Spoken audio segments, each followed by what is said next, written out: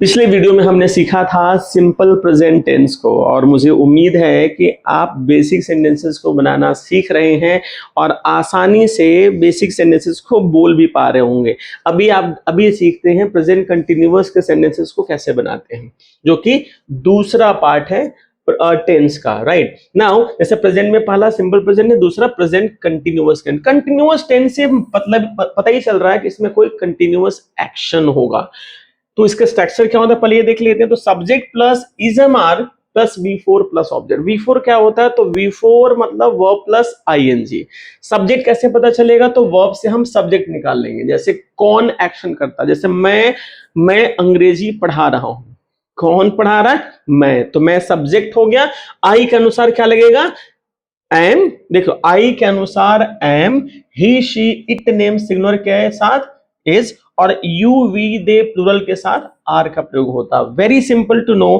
Plural के साथ आ, singular के साथ इज, आई के साथ एम का प्रयोग होता है। जैसे मैं पढ़ा रहा हूं तो आई एम टीचिंग, वह यहां आ रहा है तो ही इज कमिंग हियर। वे लोग वहां जा रहे हैं, दे आर गोइंग देयर। जैसे मैं पढ़ रहा हूं, आई एम रीडिंग। अगर होता मैं एक किताब पढ़ रहा हूं तो I am reading a book. Very simple. वे लोग हंस रहे हैं, दे आर लाफिंग। वे लोग सो रहे हैं, they are sleeping. Very simple. I hope this is understood. बहुत इजी है ये।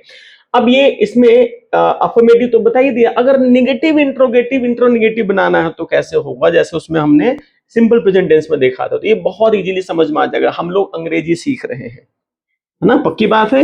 We are learning English. We are learning English. Very simple.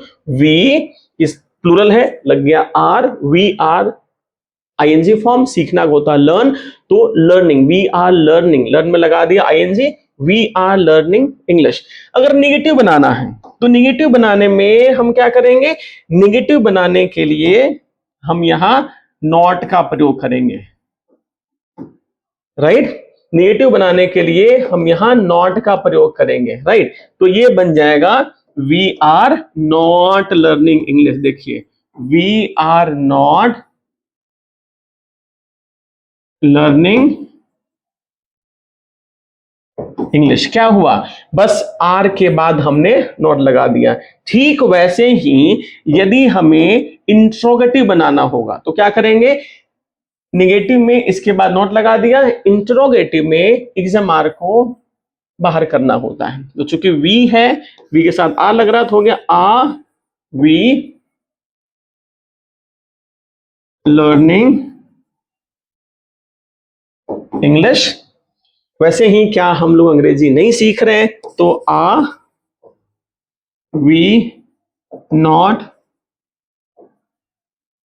Learning English, right? I am playing cricket. I am not playing cricket. Am I playing cricket? Am I not playing cricket? She is singing a song. She is not singing a song. Is she singing a song? Is she not singing a song? या isn't she singing a song?